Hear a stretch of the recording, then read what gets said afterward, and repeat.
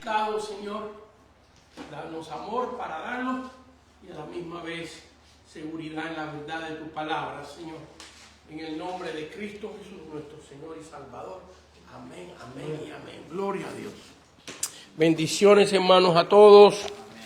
Son las 7:04 aquí en la ciudad de Bellflower, una ciudad del condado de Los Ángeles, y este es el curso del seminario teológico en la iglesia Maranatha. Este es el libro que utilizamos, se llama Seminario Teológico Práctico. Esta es la portada, esta es la parte de atrás, y este es el gruesor del libro.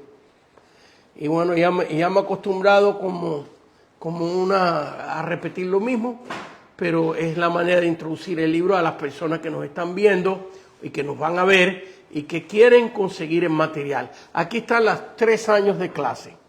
El curso se divide de años, en otras palabras, los estudiantes pasan el primer año, se gradúan, si quieren seguir, pasan al segundo año, se gradúan, y así sucesivamente hasta el tercer año. Usted puede adquirir el libro, otra vez déjeme mostrarlo, en Amazon o en eBay, en cualquier parte del mundo. Así que aquí está la portada, la parte de atrás, Seminario Teológico Práctico, escrito por mi persona, el pastor Aquiles Acosta. Si usted entra a Amazon y pone mi nombre, creo que es posible que salga el libro ya inmediatamente. Si no, ahí en la pantalla podrá ver cómo usted puede conseguir el libro. Bueno, hoy vamos a la página 141 del libro y la página 142 y vamos a ver los documentos que la Iglesia Católica Romana Apostólica pone acerca de su fe y creencia en María. Antes de empezar, yo quiero decirle que nosotros, los evangélicos, los católicos nos llaman protestantes, debido a un acto histórico donde Martín Lutero protestó contra los dogmas y las doctrinas que no están en la Biblia, y al protestar de que esas no eran cosas que debemos practicar porque no están en la palabra de Dios, la Iglesia Católica Apostólica Romana lo llamó "tú protestas". Sí, él dijo protesto, y de ahí se quedó el título de protestantes. Pero nosotros no somos protestantes porque nosotros no hemos protestado contra la palabra de Dios. Protestamos contra dogmas y creencias que si se quieren utilizar en la vida secular, bueno, eso ya es otra cosa. Pero en la fe cristiana no se deben ni respetar ni seguir porque no están en la palabra de Dios. Y yo creo que la responsabilidad de cada creyente es seguir las instrucciones que nos dejó Cristo y que nos dejó Dios Padre.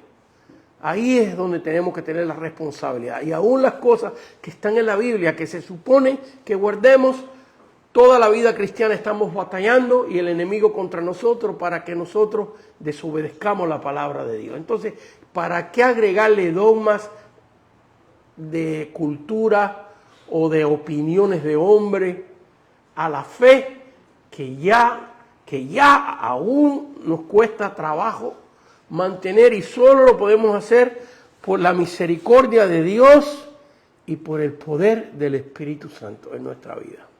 Es de la única manera. Ok, entonces, nos vamos a la página 141, tenemos mucho material que cubrir y a ver cómo lo cubro en 1 hora y media, lo más que se pueda. Muy bien, introducción. 141, la introducción dice: la adoración y culto a los santos es un poco diferente que el culto a María. Los santos se supone que sean hombres y mujeres que vivieron, y la Iglesia Romana los canoniza y los hace santos, o los reconoce como santos, y así autoriza su veneración y culto. El culto a María es la adoración a María a través de sus manifestaciones.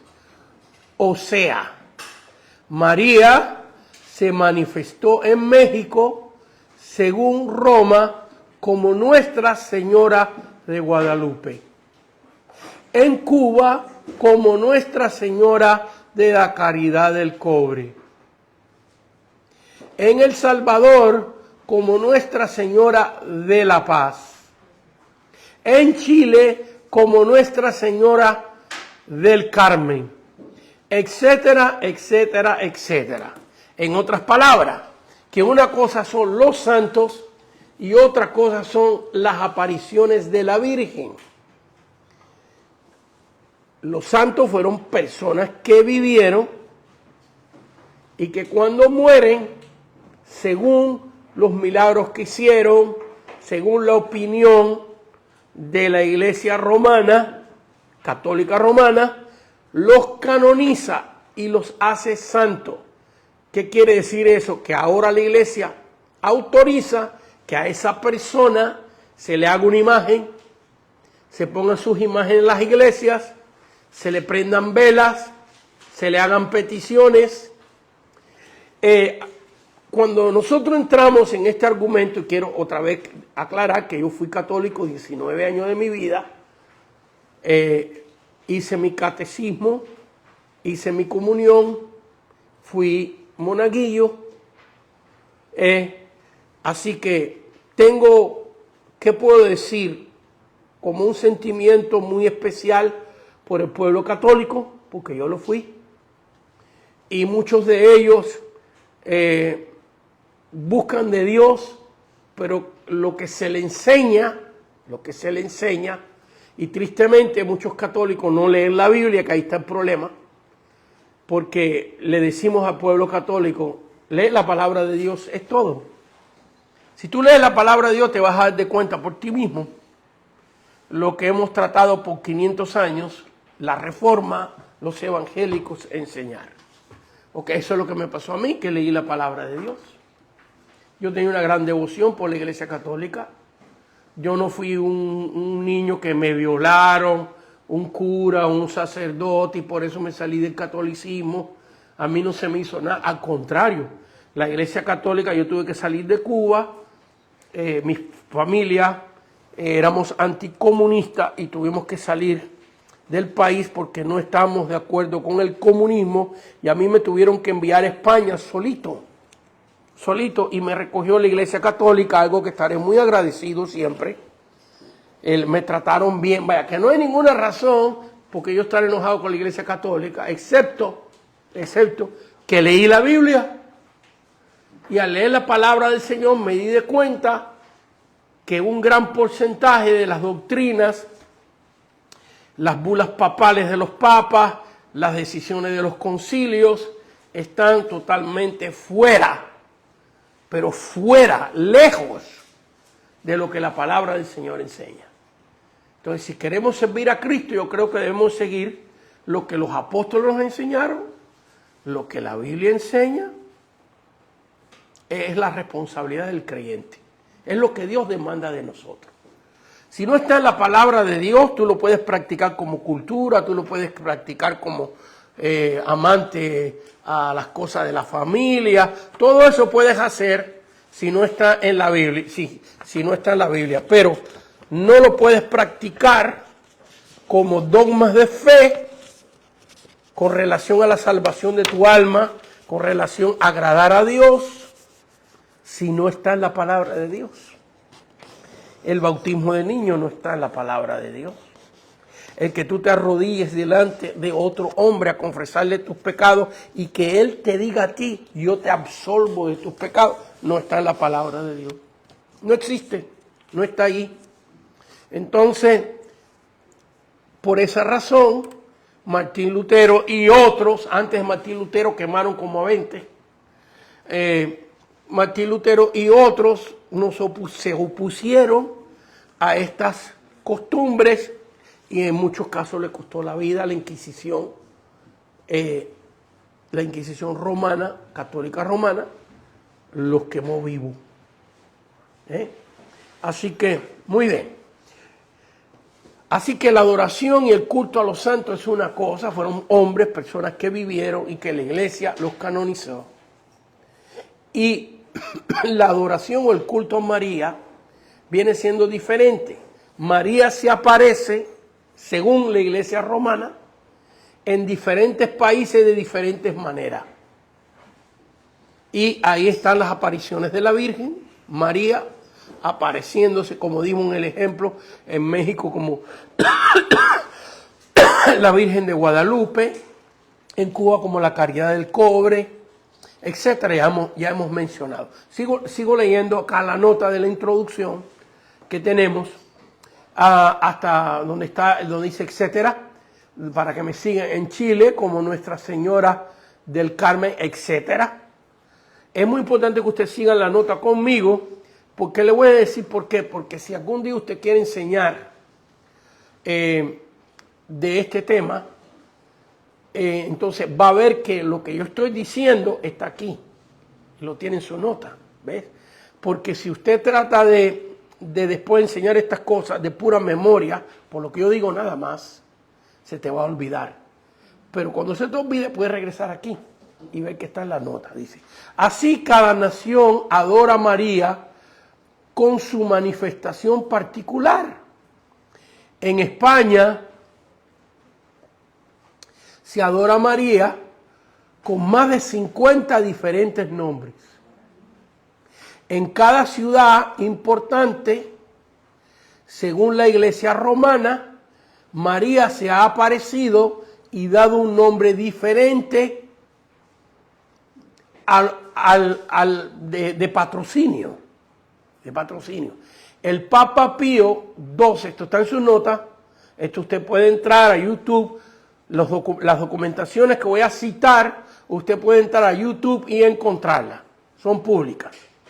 El Papa Pío XII, el 12 de octubre de 1954, llamó a España Tierra de María Santísima. Datos sacados del libro de los Santos, páginas 124 y 125, publicación P.P.C. en Madrid. ¿Ok? El que, ahora esto sí lo escribí últimamente, muy bien, un poquito de historia. Por ejemplo, la Virgen de Guadalupe, mucha gente no sabe esto, aún muchos mexicanos no saben esto. El nombre Guadalupe es una ciudad en España que se llama Guadalupe. Ciudad de España llamada Guadalupe en el área de Extremadura, España. En 1326 apareció la imagen de la Virgen de Guadalupe en una imagen de madera encontrada en un río, según Roma, tallada por San Lucas, el que escribió el Evangelio. Vaya, un ganadero que se le perdió una vaquita, estaba buscándola y encuentra la imagen de madera en el río de la Virgen de Guadalupe, y sin pruebas ninguna, dicen que fue Lucas, el que escribió el Evangelio, el que talló esa imagen. Eso está en contra totalmente de todo lo que enseña la palabra del Señor. Y sobre todo el Evangelio de Lucas, que también escribió el libro de los Hechos, donde ahí con toda claridad hay una oposición contra la idolatría y la adoración de imágenes tremenda en el Evangelio de Lucas y en el libro de los Hechos. Así que México, en 1531, Juan Diego, en el cerro del Tepeyac, tuvo la aparición de la Virgen Guadalupe en forma para México.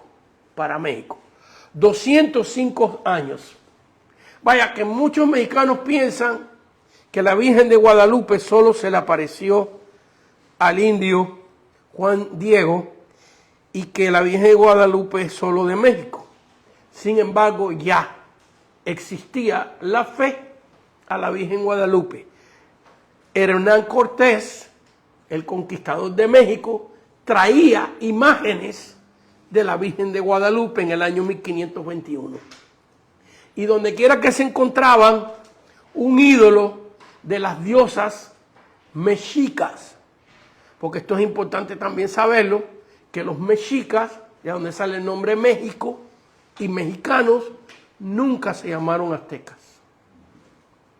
Que el nombre azteca, métese en Google y averigüe esto es importante para el pueblo mexicano, ¿ves? Averigüe para que usted vea que fueron historiadores gringos, americanos, los que introdujeron el nombre azteca porque ellos dijeron y investigaron, según ellos, algo que nunca se ha podido probar, que los mexicas vinieron de un lugar del sur de los Estados Unidos, donde eran los apaches, que se llamaba Aztlán. Por lo tanto, eran aztecas. Y ahí pegó eso. Y estamos hablando de 200 años después, que México se llama México y los mexicanos se llaman mexicanos. Y otra cosa es que el país México no existía. Que los mexicas solamente dominaban el Valle Central de México y que México tenía más de, creo, si no me equivoco, 380 o 480, ahí estoy titubioso, vamos abajo, al 380 diferentes tribus en todo lo que es la nación mexicana hoy, una que ustedes conocen muchísimo, los mayas. Y los mayas no eran mexicanos, eran mayas. Eran mayas. Es más, eran enemigos de los mexicas. Entonces, el país de México, como se conoce hoy, era como igualito que los italianos. Vaya, después que Roma terminó, Italia quedó dividida en diferentes ciudades-estados, y tomó muchísimos años para que llegara a ser una nación. Lo mismo España. Cuando Hernán Cortés llegó a México y Pizarro llegó al Perú, España era Castilla y Aragón. Eso es lo que era España. Y de ahí por delante empezó a haber España, que fue un nombre que le pusieron los romanos. ¿Ok? Así que lo que estaba pasando en México no era diferente de lo que estaba pasando en el mundo entero. En Grecia, en Italia, en España. Si usted mira para atrás, antes del año 1492, la historia de España, va a ver que era un lugar lleno de países-estados, ciudades-estados, matándose todos unos con otros, igualito que lo que pasaba en México. Los mexicas contra los mayas, contra los diferentes tribus alrededor de ellos. Esto es muy importante, ¿ves? Tiene que ver con la cultura. Entonces, ¿qué pasó? Que los españoles traían la Virgen de Guadalupe ya de España. Y la imagen de la Virgen de Guadalupe española es casi idéntica a la imagen de la Virgen de Guadalupe de México. Así que sigamos ahora, ya después de toda esta introducción. ¿Qué creen, Números Romanos 2? ¿Qué creen los evangélicos acerca de María? ¿Qué creemos nosotros acerca de María? Bueno, que es la madre de Jesús, no la madre de Dios. O sea, que Cristo era hombre en su humanidad y Dios todopoderoso en su persona divina. Pero que Jesús no hereda la divinidad de María, sino que él ya existía como Dios antes de ser engendrado por ella. Y vamos a ver versículos ahora de pruebas bíblicas de la eternidad de Cristo antes de ser engendrado. Juan capítulo, ahí usted tiene los versículos, los que tienen el libro y nos están viendo, usted en su nota, en la página 141, tiene los versículos también. Nos vamos a Juan capítulo 1, versículo 1 al 3, una porción bíblica muy citada, muy conocida. Estoy seguro que la mayoría de ustedes, los que están aquí presentes en la clase, lo han leído, lo han estudiado, y vamos a ver varios versículos bíblicos con relación a este punto, porque es muy importante. ¿Ves? María no es la madre de la divinidad de Cristo, es la madre de la humanidad del Señor. Una gran mujer, una persona que debemos de imitar su fe, una persona que debemos que hablar de ella muy sobriamente y no tratar de hablar ofensivamente, aunque cuando hablamos de la verdad, por ejemplo, decimos, María no es la madre de Dios, sino de la humanidad de Cristo. Por ejemplo, cuando yo era católico y yo hubiera escuchado eso, yo me hubiera encendido de ira. ¿Ves?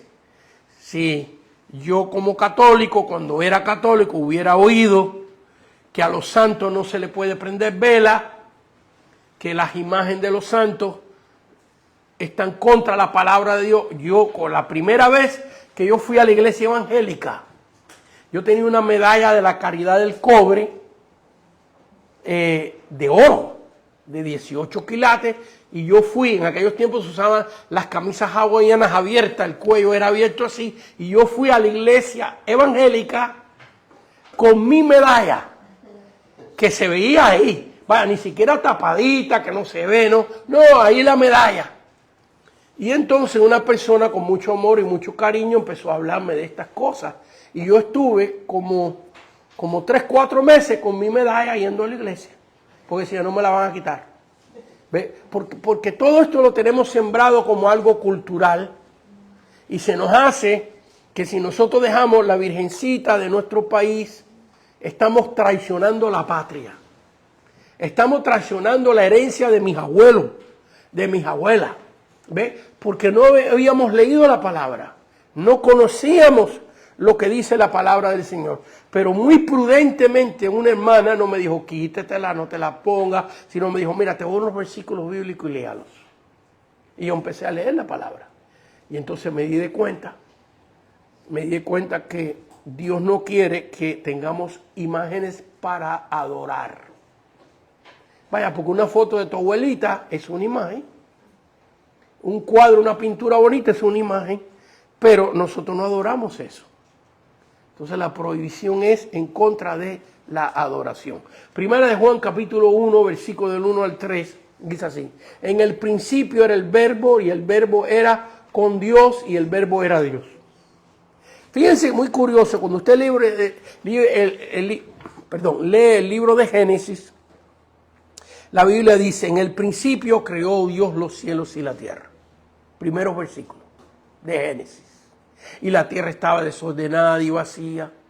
Y Dios dijo, sea la luz. Los primeros versículos de Génesis. Aquí se va más para atrás. Aquí no está hablando del principio de la creación. Aquí está hablando del principio de Dios. Vaya.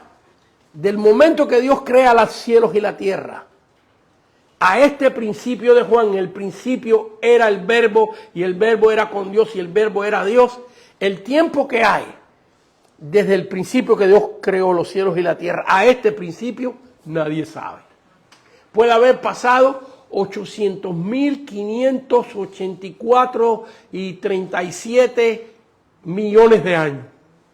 No sabemos, porque aquí estamos hablando del principio de Dios. En otras palabras, que aquí no existía María y ya Cristo existía. En el principio era el verbo y el verbo era con Dios y el verbo era Dios. Este era en el principio con Dios y todas las cosas por Él fueron hechas y sin Él, fíjense que aquí ahora viene otro principio. Viene el principio que nos dice que Cristo es coexistente, homoouosio, de la misma sustancia que el Padre. Es la palabra griega que escogió el Concilio de Nicea en el año 325, que el Hijo y el Padre son homoouosios, consustancial, de la misma sustancia. Entonces, los dos primeros versículos te están expresando eso. En el principio era el verbo y el verbo era con Dios y el verbo era Dios. Este era en el principio con Dios. Ahora en el versículo 3 viene otro principio. El principio de la creación. Todas las cosas por Él fueron hechas y sin Él nada de lo que ha sido hecho fue hecho. Así que aquí vemos que la palabra del Señor enseña con toda claridad que Cristo es coexistente, coeterno con el Padre. Muy bien, vamos al libro de Apocalipsis, capítulo 8. Quiero leer varios versículos de este punto, porque este punto es la base de todos los demás. Y en los demás puntos no voy a poder leer tantos versículos porque el tiempo no me lo va a poder permitir. Pero en Apocalipsis capítulo 1, versículo 8, 17 y 18. Ok, muy bien. Apocalipsis capítulo 1, versículo 8. Dice, yo soy, este es Cristo hablando de sí mismo. Hablándole al apóstol Juan como principio para darle la revelación del libro de Apocalipsis. Yo soy el alfa y el omega. En otras palabras, yo soy la primera letra del abecedario griego, y la última letra también. ¿Qué significa eso? Yo soy la primera letra del abecedario y la última también. Yo soy el alfa y la omega. Principio y fin. Aquí te da la explicación. Dice el Señor, el que es, o en otras palabras, Cristo existe. Y que era, existió antes de encarnarse. Y que ha de venir el Todopoderoso. Así que vemos aquí, no tenemos tiempo para entrar en lo que es, en otras palabras, los atributos de Cristo iguales que los del Padre, pero vemos aquí que dice aquí que Él es todopoderoso y todopoderoso solo puede ser Dios. No existe nada, el diablo no es todopoderoso, los ángeles no son todopoderosos, los seres humanos, aunque algunos se creen que son todopoderosos, no lo son. Solamente Dios es todopoderoso. Y Cristo está diciendo, yo soy el todopoderoso. En otras palabras, coexistente con el Padre. Esto nos habla de su eternidad. Versículo 17, y dice, cuando le vi, caí como muerto a sus pies, y Él puso su diestra sobre mí, diciendo, no temas, yo soy el primero y el último. El versículo 18, el que vivo y estuve muerto, mas he aquí que vivo por los siglos de los siglos. Amén. Y tengo las llaves de la muerte y del infierno y del Hades. Así que vemos aquí que María no es la madre de la divinidad de Cristo, sino de su humanidad. Y ahora nos vamos a Lucas capítulo 1 para ver esto. Lucas capítulo 1, versículo 31, 32, 33. Y ya en los otros puntos no voy a dar tantos versículos bíblicos, pero en este punto sí he querido que enfaticemos un poco. Lucas capítulo 1, versículos, los tienen en sus notas. Después les voy a dar unos cuantos versículos que no están en sus notas. Lucas capítulo 1, versículo 32, 31, y dice así la palabra del Señor. Y ahora, esto es el ángel Gabriel que se le aparece a María. Hoy un hermano me escribió, me dijo, hermano, yo siempre tenía una duda, ¿cómo María se sentiría en el momento que se le aparece ese ángel? Es la pregunta que me hace en texto, me la manda. Y porque él dice, debe haber sido impactante, capaz que una persona se muera si eso pasa. Bueno, las personas que Dios escogió para que se le aparecieran ángeles son personas precisamente que Dios escogió y preparó para eso. María, pues me imagino que como ser humano se debe haber sentido impactada por eso. Lo mismo pasa con Cornelio en el libro de los Hechos, capítulo 10, cuando se le aparece el ángel. Lo mismo pasa con el mismo Juan, que había visto tantos milagros. Mire, el apóstol Juan vio más milagros que María. María vio el milagro que Jesús convirtió el agua en vino en Caná de Galilea y vio algunos milagros. Pero Juan el apóstol, el que estuvo con Cristo, que viajaba con él, aunque María también seguía a su hijo y estaba en el grupo de las personas que seguían al Señor. Bueno, regresando aquí. Y ahora concebirás en tu vientre y darás a luz un hijo y llamarás su nombre Jesús. Así que aquí vemos todo un proceso divino y humano. Jesús no nació de un árbol de higos, ni una piedra que se convirtió en la persona de Cristo. ¿Ves? Ni de repente apareció ahí la persona de Cristo, no. Sino que Dios utiliza un proceso humano. ¿Por qué? Porque fue un hombre el que pecó y nos transmitió muerte. Por lo tanto, si la desobediencia de Adán tiene tanto poder para que todo ser humano que nazca tenga una naturaleza caída de muerte, más poder tiene la obediencia de Cristo, que dio su vida por nosotros para darnos vida. Y que a través del Espíritu Santo podamos conquistar y dominar la naturaleza caída que tenemos. Entonces vemos aquí que Dios escoge un proceso humano para que su hijo nazca. Dios podía haberlo hecho de otra manera, pero Él lo escogió así, para que su hijo fuera una encarnación, se hiciera carne. Dios con nosotros, Emmanuel, Dios con nosotros. Fíjense que no voy a ir ahí porque ya me voy a extender mucho, pero ustedes examínenlo. En el libro de Mateo capítulo 1, cuando José quiere abandonar a María, la Biblia nos habla de eso. Cuando José se entera que María está embarazada, lo que nos están viendo, léalo usted, Mateo capítulo 1, versículo 18, en adelante, María le informa a José que está embarazada. Por obra y gracia del Espíritu Santo, José no le creyó. ¿Cuántos han leído eso? Levante la mano. Mire, casi toda la clase, o la mayoría, lo han leído. José no le creyó y quería abandonarla. Entonces se le aparece el ángel Gabriel a José y le habla en sueños y le dice que lo que María tiene en su vientre es engendrado por el Espíritu Santo y llamará su nombre Jesús, porque Él salvará a su pueblo de sus pecados. Léalo en Mateo capítulo 1. El nombre Jesús salvará a su pueblo de sus pecados, porque Jesús, Yeshua en hebreo, significa Salvador. ¿Y por qué Él salvará a su pueblo de sus pecados?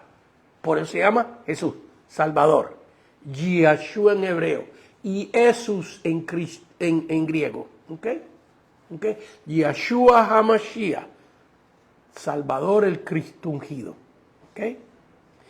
Y Jesús Christus, Salvador ungido de Dios, hebreo y griego. Por supuesto que cuando Jesús nace, su mamá no le decía, Jesús, ven para acá. Jesus, come over here. María, que era hebrea y que estaba en una cultura hebrea, le decía, Yeshua, ven para acá. En hebreo. ¿Ok? Era como lo llamaba. Era su nombre en hebreo. Y significa Salvador. Es su humanidad. El nombre Jesús identifica su humanidad. Y luego ahí mismo en Mateo dice, para que se cumpliese lo escrito por el profeta, en este caso el profeta Isaías, que llamará su nombre Emmanuel, que significa Dios con nosotros. Entonces vemos ahí ya en el mismo capítulo de Mateo capítulo 1 que se nos da su humanidad y su divinidad. Su nombre humano, Jesús. Su nombre divino, Emmanuel, Dios con nosotros. Y ahora vemos aquí, y ahora concebirás, Lucas capítulo 1, versículo 31, en tu vientre y darás a luz un hijo y llamarás su nombre Jesús. Este será grande y será llamado Hijo del Altísimo. Y el Señor Dios le dará el trono de David, su padre, y reinará sobre la casa de Jacob para siempre, y su reino no tendrá fin. Así que vemos aquí que Jesús viene a establecer primeramente un reino espiritual, y su reino físico en la tierra lo va a establecer en el milenio. ¿Ve? Ya se recuerda que estudiamos las dispensaciones en milenio. ¿Cuántos se recuerdan del milenio? ¿Cuántos tomaron la clase? Levante la mano. La mayoría de ustedes. Muy bien. Los demás, busquen los que no están viendo y los demás de la clase que no llegaron a esa parte del curso, búscalo en YouTube, el reino del milenio. Muy bien. Así que vemos aquí, hermanos míos, que creemos nosotros, los evangélicos, de María, que fue una mujer, la mujer más linda y mejor del mundo, la madre de nuestro Señor.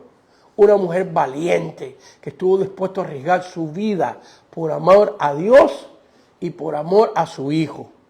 Una mujer que es un ejemplo para nosotros, pero estamos en desacuerdo con la Iglesia Católica Romana, que cree que María es la madre de la divinidad de Cristo. No.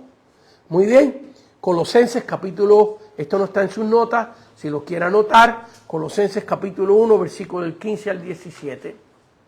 Colosenses capítulo 1, del 15 al 17, y después de este punto vamos a tratar, yo voy a tratar de ir a una velocidad más rápida en la clase para poder cubrir un poco más de material, pero no voy a poder explicar con mucha profundidad las cosas. Colosenses capítulo 1, versículo 15 al 17, la idea es que María no es la madre de la divinidad de Cristo. Dios es el Padre de la divinidad de Cristo, y Cristo es coexistente con el Padre, ¿ok? Muy bien. Él es la imagen del Dios invisible, el primogénito de toda creación, porque en Él fueron creadas todas las cosas, las que hay en los cielos, las que hay en la tierra, visibles e invisibles, sean tronos, sean dominios, sean principados, sean potestades, todo fue creado por medio de Él y para Él. Todo fue creado por medio de Él y para Él. En otras palabras, Cristo, antes de encarnarse, tuvo que ver con la creación de María. ¿Cómo la ven? A no ser que queramos ignorar esto. Sean tronos, sean dominios, sean principados, sean potestades, todo fue creado por Él, por medio de Él y para Él. Y Él es antes de todas las cosas, y todas las cosas en Él subsisten. Él es el antes de todas las cosas. Así que en la divinidad, Cristo, cuando María fue engendrada en el vientre de su mamá, Dios Padre y Dios Hijo tuvieron que ver en esa creación. Eso es muy importante. Muy bien. Entonces vemos aquí, vamos al otro versículo más, capítulo 2, aquí en Colosenses capítulo 2, versículo 9. Colosenses capítulo 2, versículo 9 dice, porque en Él habita, en Cristo, corporalmente toda la plenitud de la deidad. Así que Jesús, cuando estuvo aquí en la tierra, era tan Dios como Jehová, como Yahweh Padre, y tan humano como nosotros. Las dos cosas. ¿Okay? Y el único ser que ha sido así. Muy bien. ¿Qué creen los evangélicos? Seguimos leyendo que María fue una mujer santa, pura, posiblemente la mejor de todas las mujeres, digna de ser imitada por su fe en Dios y su ejemplo de cristiana. Así como imitamos a Moisés, a Abraham, a Pedro y a Pablo, pero fue una mujer, no una diosa, no una salvadora, no nuestra intercesora, sino una mujer escogida por Dios. Así que pasamos al próximo punto, a la próxima doctrina romana, que dice doctrinas de la Iglesia Romana con relación a María. Vamos a ver ahora lo que ellos enseñan, lo que ellos dicen, las órdenes papales con referencia a María, los documentos de ellos, que todos lo que estoy dictando y diciendo son documentos públicos que usted puede entrar a los medios masivos y conseguir todo esto. ¿Ok? Así que no estamos diciendo nada escondido, nada secreto, sino lo que cree la Iglesia Católica Apostólica Romana. Ok, aquí te va. Inmaculada Concepción. Inmaculada Concepción. Diccionario Católico, página 319. Así define esta creencia romana la Iglesia Católica Apostólica Romana. Diccionario Católico, página 319. Dogma católico que enseña que la Santísima Virgen fue concebida inmune de pecado original. La letra A, orden o bula papal. Está escrita en el libro del Magisterio de la Iglesia, página 389. Usted puede entrar a Google y buscar Magisterio de la Iglesia y buscar esta orden papal. Dice aquí, orden y bula papal. Magisterio de la Iglesia, página 386, artículo 1641, Papa Pío IX, bula infalibles Deus, 8 de diciembre de 1854. Para exaltación de la fe católica y acrecentamiento de la religión cristiana, proclamamos y definimos que la doctrina que sostiene que la Beatísima Virgen María fue preservada inmune de toda mancha, de toda culpa original, en el primer instante de su concepción, por singular gracia y privilegio de Dios omnipotente, en atención a los méritos de Cristo Jesús, debe ser tanto firme y constantemente creída por todos los fieles, si alguno pretendiere en su corazón sentir de modo distinto, sepa y tenga por cierto que está condenado. Entonces, si hay un católico que dice, bueno, sí, está bien, la Virgen María, un gran ejemplo y todo eso, pero eso que no tuvo pecado, nosotros no lo creemos, la misma iglesia lo condena. La misma iglesia. Lo triste de todo esto, que estas cosas, el 95 o más por ciento de los católicos ni lo han leído, ni saben. Estos son cosas, órdenes papales que se estudian en los seminarios y se imponen como dogma católico y se le dice a la gente para que lo crean sin ninguna base bíblica. ¿Ok? Muy bien, seguimos leyendo. Explicación de por qué Roma cree esto. Dicen que como Cristo no tenía pecado y heredó de María su cuerpo humano, María no podía tener pecado, pues se le hubiera transmitido a Cristo. ¿Qué dice María de esto? ¿Qué dice la misma Virgen María de esto? Lucas capítulo 1, versículo 47. Lucas capítulo 1, versículo 47.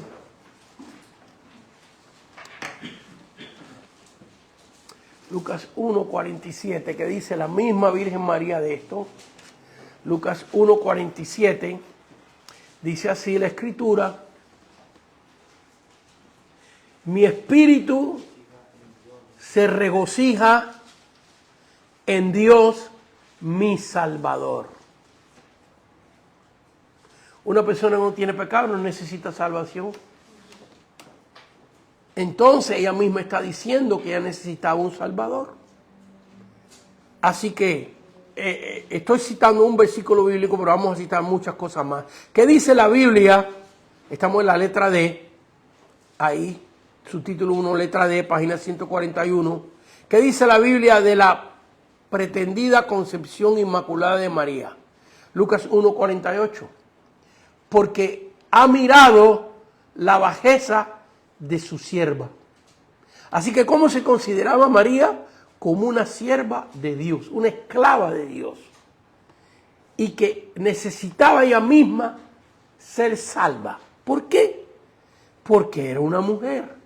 Cristo la llamó mujer. Así que en Lucas capítulo 1, versículo 30, en Lucas 1:30, dice así, María, la misma María dice, Dios dice de María, aquí es el ángel hablando de parte de Dios de María. Entonces el ángel le dijo, María, no temas, porque has hallado gracia delante de Dios. Has hallado gracia. Eso quiere decir que hubo un tiempo donde María no tenía esa gracia. ¿Cuándo fue que halló esa gracia? Cuando se encuentra con el ángel y concibe al Hijo de Dios. Antes de eso era una mujer fiel, una mujer bendecida, una mujer que amaba al Señor con todo su corazón, pero una mujer. Y ahora concebirás en tu vientre y darás a luz un hijo y llamarás su nombre Jesús, que significa Salvador. Muy bien, la letra E en sus notas, Lucas 1:35, el ser santo que nacerá. Así que, versículo 35, respondió el ángel y le dijo, el Espíritu Santo vendrá sobre ti y el poder del Altísimo te cubrirá con su sombra, por lo cual también el santo ser que nacerá será llamado Hijo de Dios. Así que vemos aquí que María, siendo una mujer, va a brindarle al Hijo de Dios eterno su humanidad. Esto podemos ir más, profundizarlo muchísimo para probar la evidencia. Esto nos indica a nosotros algo muy importante, que Jesús va a nacer de María y va a ser el Hijo de Dios y va a ser el Rey de Israel. Va a heredar el trono de David. Lo dice en Mateo capítulo 1 y acá, léalo cuando tenga tiempo, todo la herencia que Dios le da a María.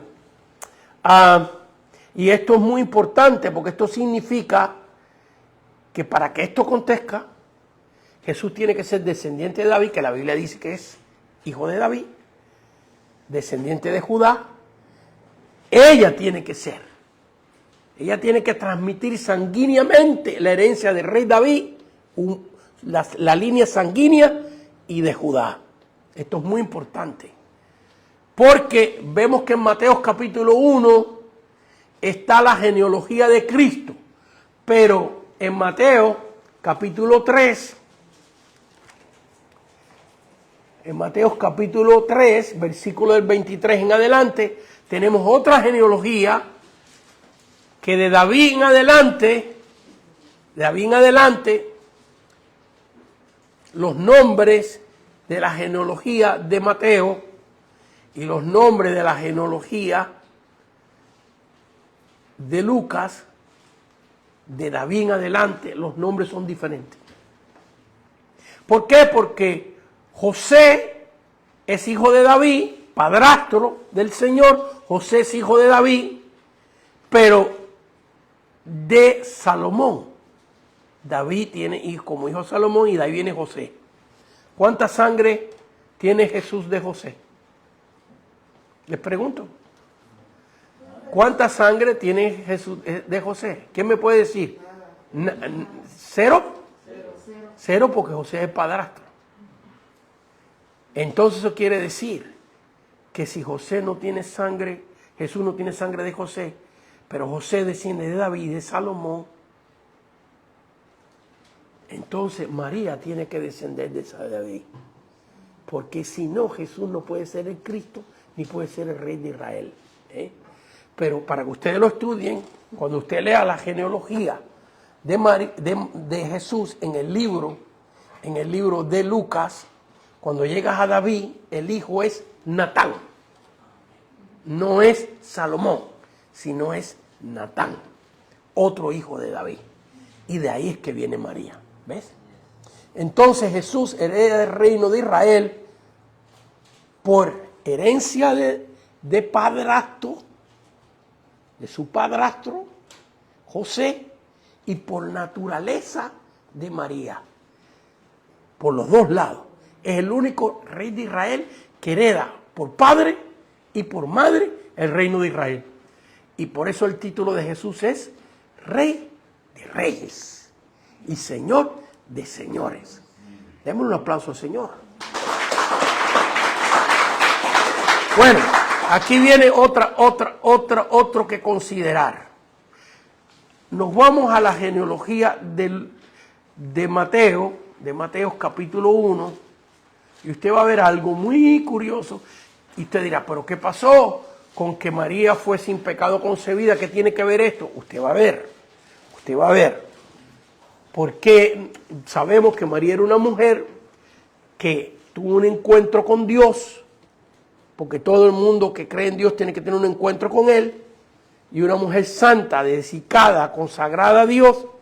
Pero este asunto de que fue sin pecado concebido no es bíblico. No es bíblico, sino que la Biblia nos muestra otra cosa. ¿Ok? ¿Están ahí conmigo? Muy bien. Versículo 3, porque no tengo tiempo. Bueno, vamos a leer el versículo 1. El libro de la genealogía de Jesucristo, ¿hijo de quién? De David. Pero esta es la genealogía de José. Entonces Jesús no tiene sangre de José. Y aquí dice que es hijo de David.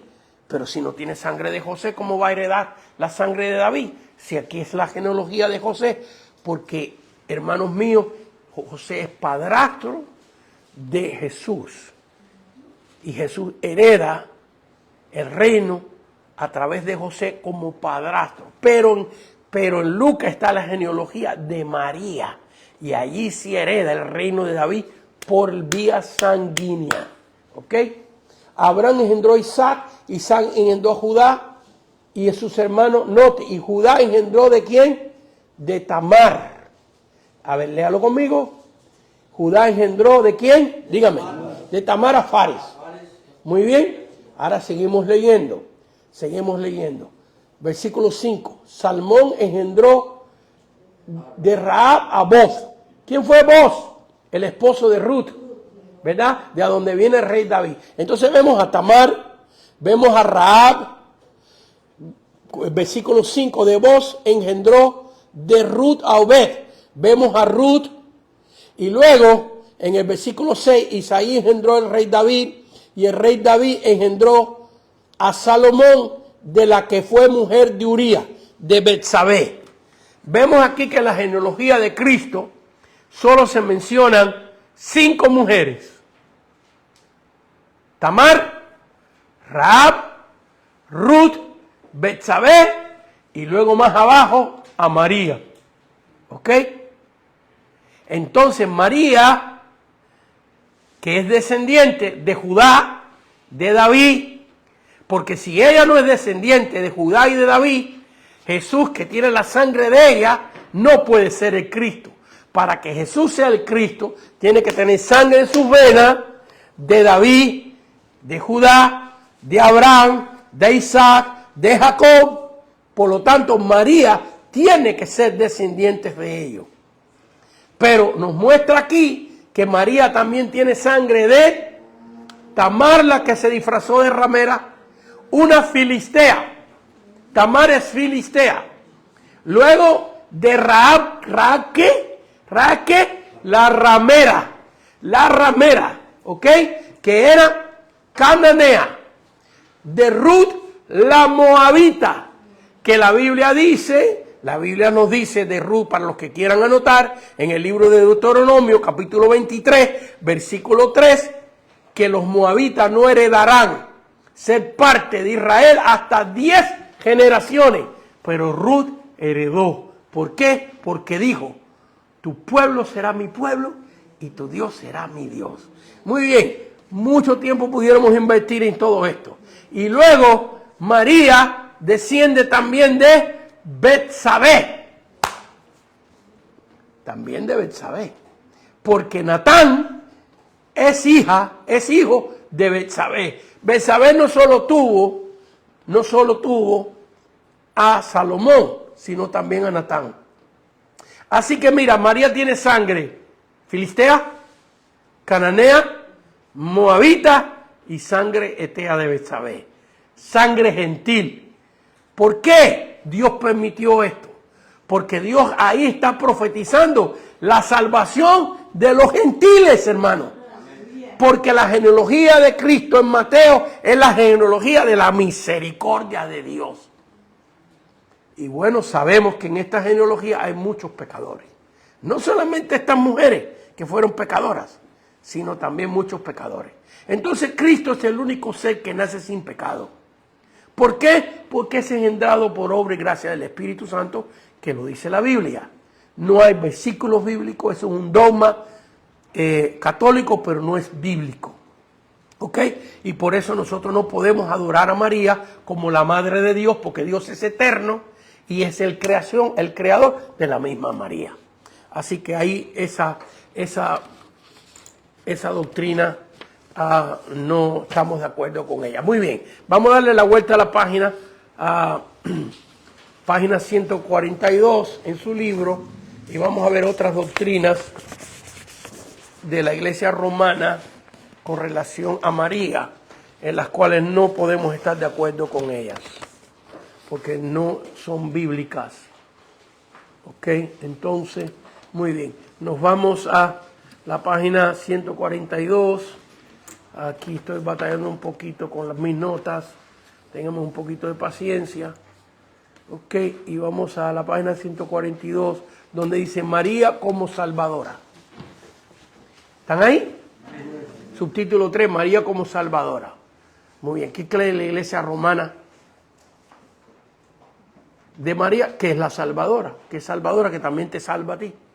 Publicación, BAC es B.A.C. Minor Concilio Vaticano II, 1950, esto fue ayer, hermano, 1959, esto fue ayer. 1959-1965, página 104, artículo 62. Pues asunta a los cielos, no ha dejado esta misión salvadora, sino que con su múltiple intercesión continúa obteniendo los dones de la salvación eterna. Con su amor materno se cuida de los hombres que todavía peregrinan y se hallan en peligros y ansiedad hasta que sean conducidos a la patria bienaventurada. Por este motivo, la Santísima Virgen es invocada en la Iglesia con los títulos de abogada, auxiliadora, socorro, mediadora. ¿Ok? Sigamos leyendo otro artículo de la Iglesia Católica Romana. Tratado de la verdadera devoción a la Santísima Virgen. Ediciones Paulina S.A. página 49. Artículo número 43. Esto es lo que ellos creen. Esto es lo que ellos dicen. Esto no es lo que nosotros decimos, esto es lo que ellos dicen. Si la devoción a la Santísima, sin la devoción a la Santísima Virgen es necesario a todos, sí, la devoción a la Santísima Virgen es necesario a todos los hombres, aunque solo sea para salvarse.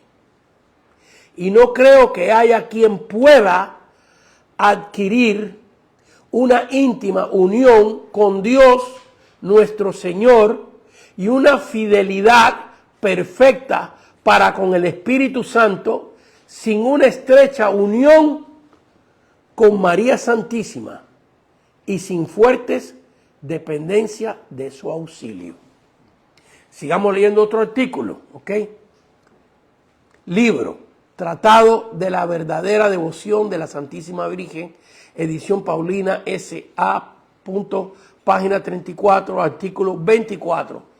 Dios Hijo transfirió a su Santísima Madre todo lo que Él había adquirido con su vida y muerte, sus merecimientos infinitos y sus admirables virtudes, y la hizo administradora de cuanto su Padre le había dado por herencia.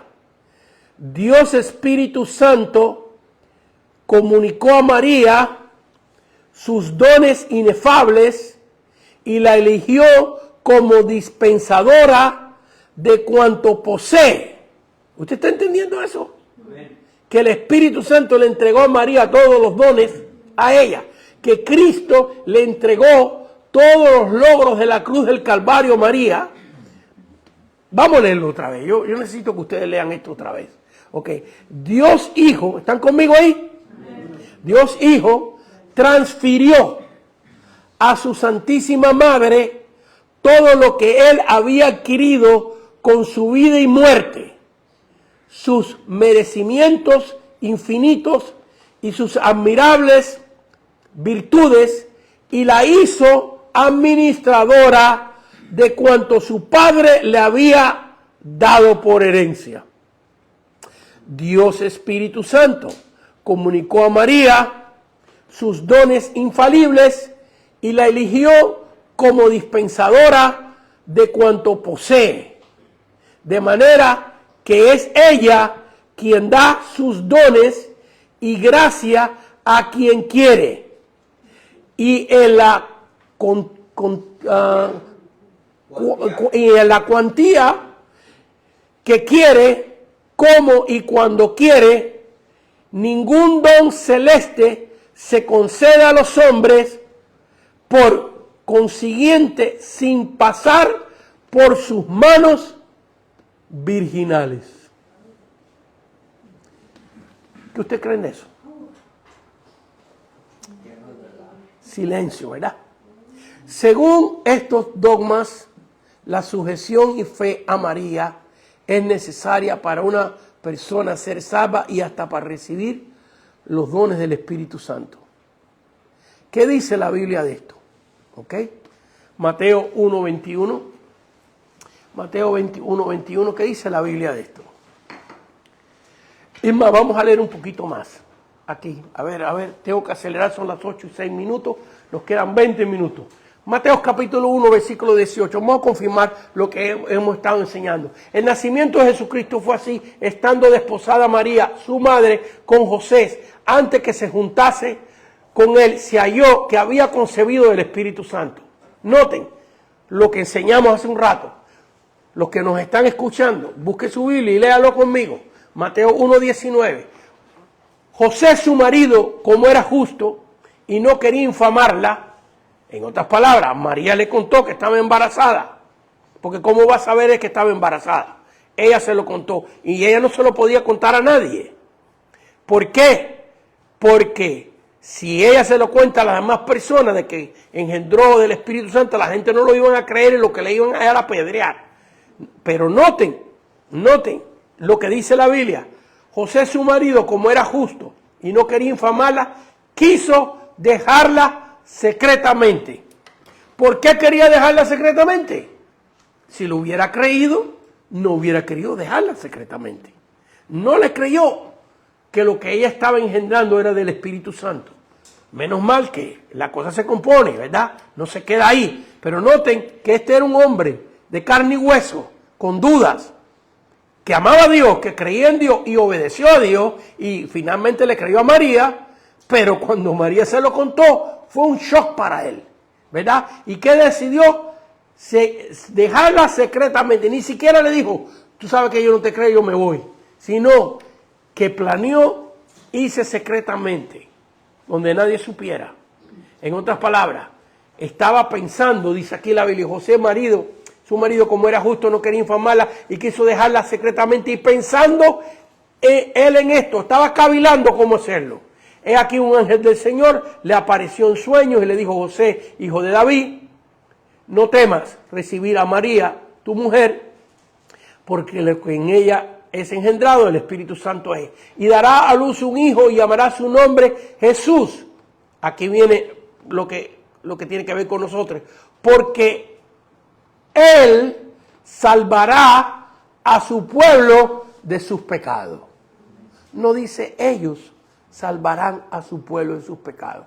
Es un término masculino y singular.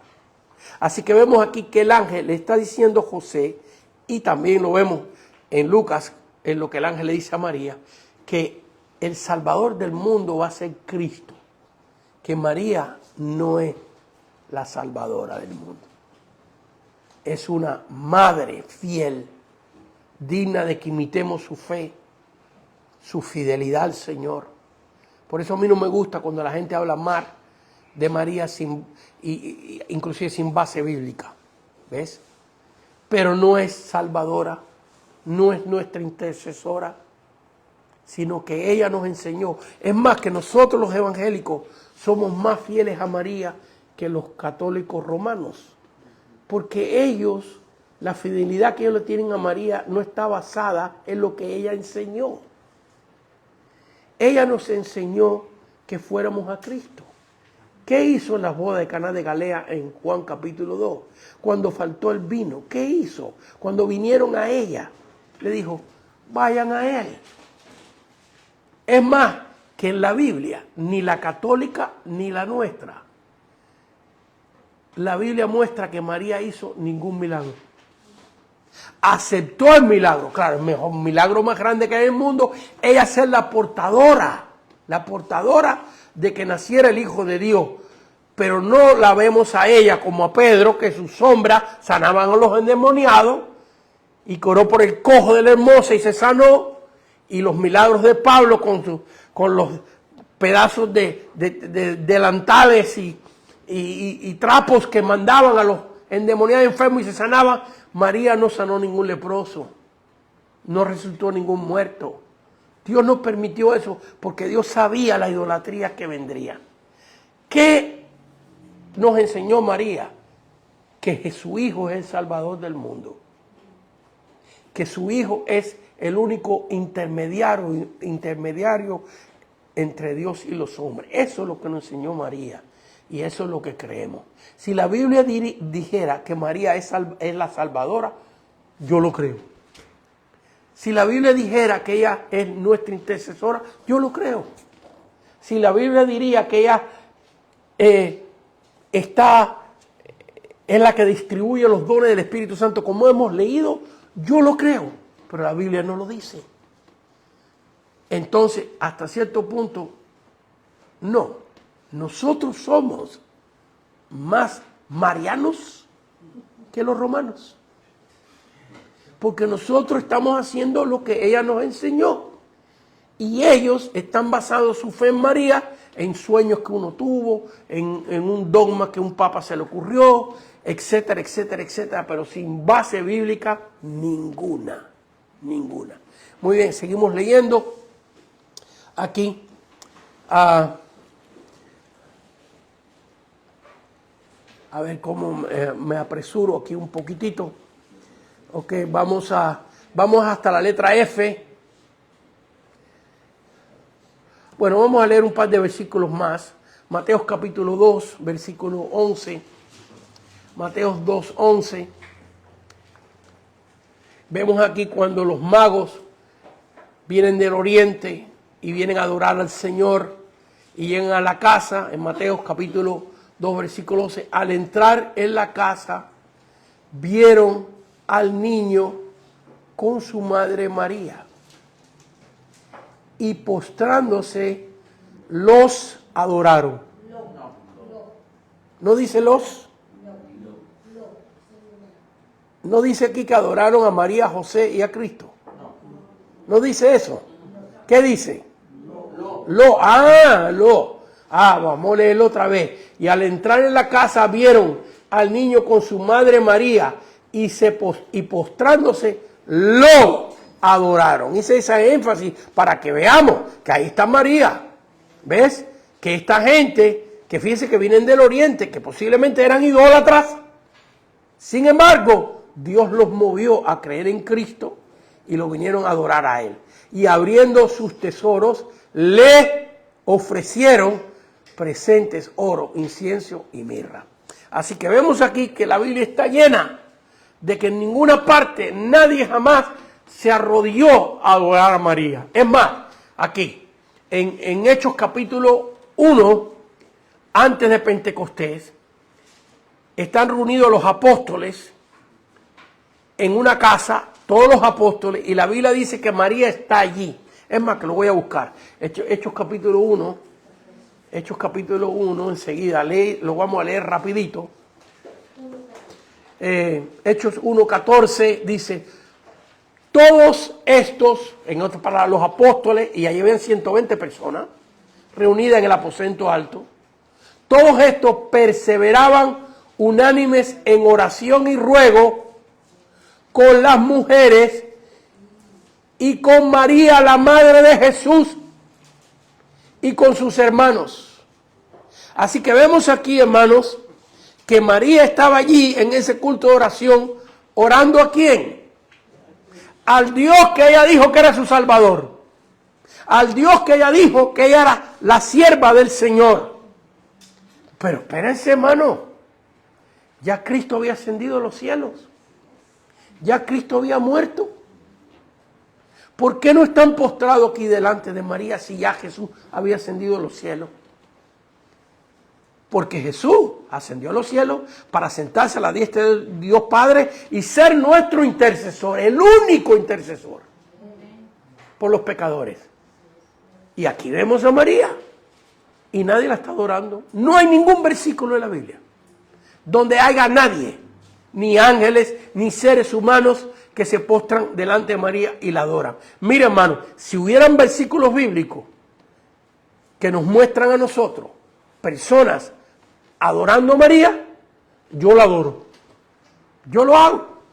Pero no hay Biblia, hermano. Así que no es una cosa que nosotros, los evangélicos, somos unos contenciosos y queremos ir contra la Iglesia Católica.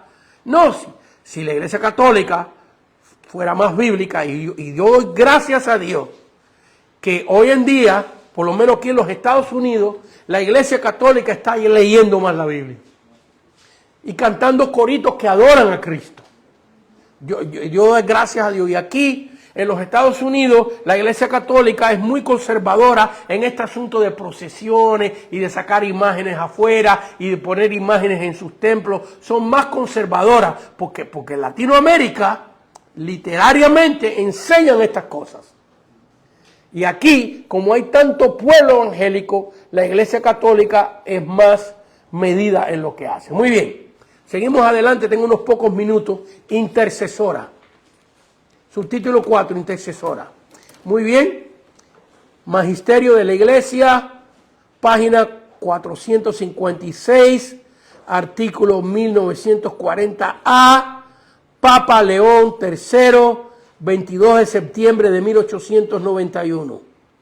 Es lícito afirmar, nada se nos distribuye sino por medio de María, por quererlo Dios así, de suerte que la manera que nadie se acerca al Supremo Padre, sino por el Hijo, así del mismo modo nadie puede acercarse a Cristo, sino por su Madre María. La letra A. Roma cree que para llegar a Cristo hay que hacerlo a través de María. Ella es intercesora, mediadora entre Cristo y los hombres. ¿Qué dice la Biblia de esto? Primera de Timoteo, capítulo 2, versículos 5 y 6. Primera de Timoteo, capítulo 2, versículos 5 y 6. Y ya estamos terminando, hermanos, nos quedan 10 minutitos. Primera de Timoteo, capítulo 2, versículos 5 y 6. Y también Estoy en segunda de Timoteo, perdón.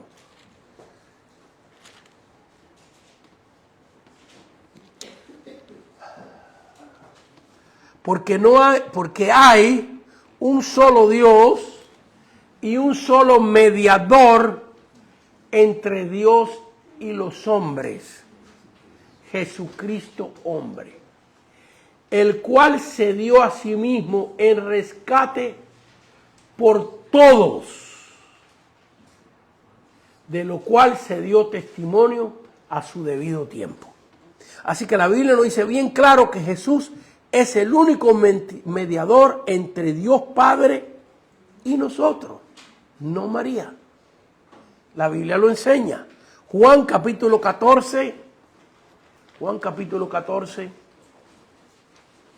versículos 13 y 14.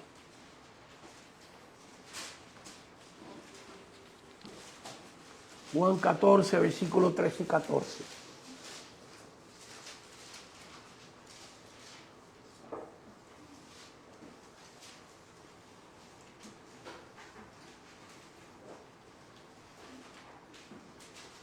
Vamos a leer el versículo 6 también, pero leemos el versículo 6 primero. Jesús le dijo, yo soy el camino y la verdad y la vida. Nadie viene al Padre sino por mí. Versículo 13. Y todo lo que pidieres al Padre en mi nombre, lo haré para que el Padre sea glorificado en el Hijo. Si algo pidieres en mi nombre, yo lo haré. Así que la Biblia nos enseña bien claro que solo Jesús es el mediador entre Dios y los hombres. Primera de Pedro, capítulo 3, versículo 12. Primera de Pedro, capítulo 3, versículo 12.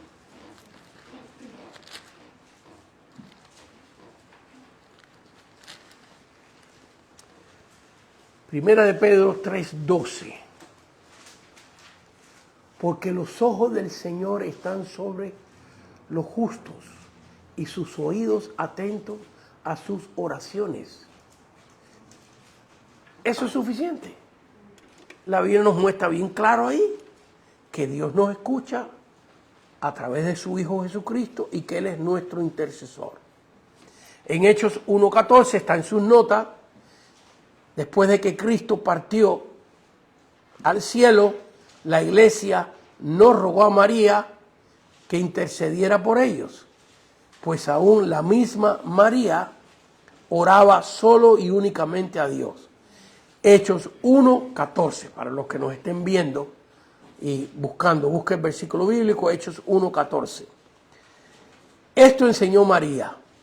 En Lucas 1:46, engrandece mi alma al Señor. En otras palabras, ahí está ella adorando a Dios. Lucas 1:46. Oró a Dios. Y en Lucas 1:38, hágase con la sierva del Señor, dijo. Que se consideraba María una sierva de Dios. Lucas 1:49. Lucas 1:49. Me ha hecho el Señor grandes cosas, el poderoso. Esperaba solo en el Señor. En Juan capítulo 2, versículo 5, Juan 2:5, en las bodas de Caná de Galilea, dirige a las personas hacia el Señor para el milagro. Así que vamos a dejarlo ahí para terminar hoy, tener unos minutitos para conversar. Después que sacamos del aire, pero aquí eso de ustedes pueden estudiar más y hay más material, más documentos romanos en las páginas 141, 142 y 143.